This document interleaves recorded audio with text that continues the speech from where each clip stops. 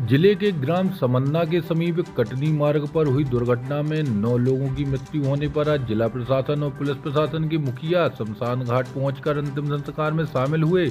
Collector और police अधीक्षक ने शोक संतप्त परिवार के लोगों से बात की और संवेदनाएं व्यक्त करते हुए आश्वासन दिया। शमशान घाट में बड़ा ही हृदय विदारक दृश्य था।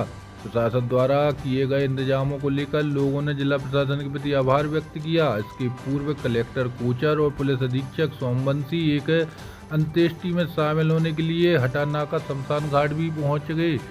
इस अवसर पर सुधीर कुमार कोचर ने कहा, कुल 9 व्यक्तियों की मृत्यु हुई थी, जिसमें से एक अंत्येष्टि हटानाका मुक्तिधाम तथा शेष 8 अंत्येष्टियां जटाशंकर धाम में हुई। एक साथ यहां पर 8 चिताओं को अग्नि दी गई। बहुत ही दुखद माहौल यहां पर रहा। पूरा शहर यहां पर उमड़ा। समाज के सभी वर्गों के लोग यहां पर आए। जिस तरीके से समाज ने कल इनका सहयोग किया है, यह निश्चय ही इस बात का प्रतीक है कि दमोह में लोग कितने संवेदनशील हैं और संकट के समय में मदद करने के लिए कितने आगे रहते हैं। उसकी पूछताछ हुई है और उसकी पूछताछ में ये बात सामने आई है कि वो अशोकनगर से अनलोड करके लौट रहा था यहाँ पर और उसके बाद उसके मेडिकल में भी ये चीज़ निकल के आ रही है कि वो शराब के नशे में था और हम CCTV फुटेज भी चेक करवा रहे हैं।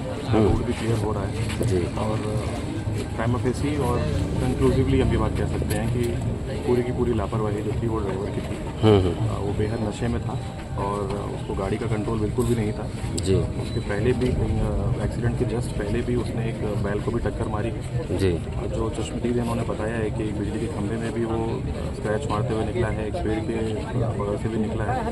तो करीब पिछले 100-150 मीटर जहाँ एक्सीडेंट हुआ उसके 100-150 मीटर पीछे से वो बैलेंस हो चुका था और वो बेहद नशे में और हम इसमें गैर आत्महत्या का मामला दर्ज कर चुके हैं जी।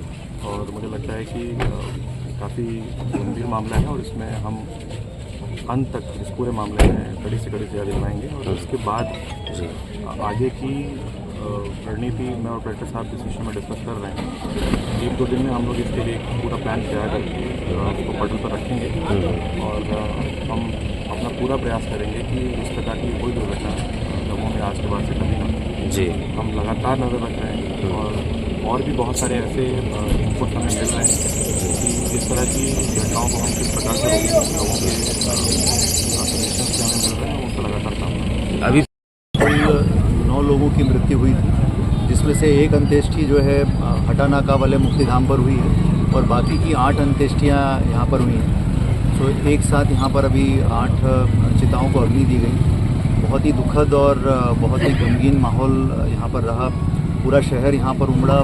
समाज के सभी वर्गों के लोग यहाँ पर आए और मैंने देखा कि जिस तरीके से समाज ने कल से उनको सहयोग किया है, मतलब ये निश्चय ही ये प्रतीक है कि दमोह में लोग कितने संवेदनशील हैं और संकट के समय मदद करने के लिए कितने आगे रहते हैं। यहाँ के पार्षद जी जो हैं उन्होंने लगातार काम किया। सभी लोगों ने उनका पूरा सहयोग किया परिवार का।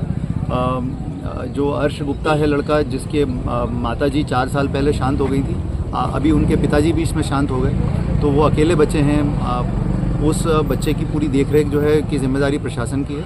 हम लोग उनको मुख्यमंत्री बाल आशीर्वाद योजना का पूरा लाभ दिलवाएंगे। इसके अलावा जितने भी मृतक और घायल हैं उनके परिवारों के लिए जो माननीय मुख्यमंत्री जी ने सहायता राशि घोषित की है वो अगले 1-2 दिन के अंदर जो है उनके खातों में पहुंचा दी जाएगी। इसके अलावा भी हमने आश्वस्त किया है सभी को कि जो सहायता प्रशासन से, जिला प्रशासन से बन पड़ेगी, हम सारी संभव सहायता उनके परिवार की करेंगे, क्योंकि अब उनके परिवार में एक साथ इतना बड़ा हादसा हुआ है और बहुत सारे लोग परिवार के एक साथ चले गए हैं, तो काफ़ी बड़ी जो है एक क्षति हुई है उनके साथ। तो इस घड़ी में संकट की हम पूरे सभी लोग उनके साथ हैं और जैसा कि एसपी साहब ने आपको बताया कि हम लोग 1-2 दिन में पूरा प्लान कर रहे हैं चीज़ों को कि हमको कैसे इस तरह की घटनाओं की पुनरावृत्ति कभी ना हो ज़िले के अंदर। इसके लिए क्या स्ट्रेटेजी बना करके काम करना है, हम लोग 1-2 दिन में उस स्ट्रेटेजी के साथ सामने आएंगे और बहुत सख्ती के साथ कार्रवाई की जाएगी ऐसे लोगों के ऊपर जो नियमों का उल्लंघन करते हैं।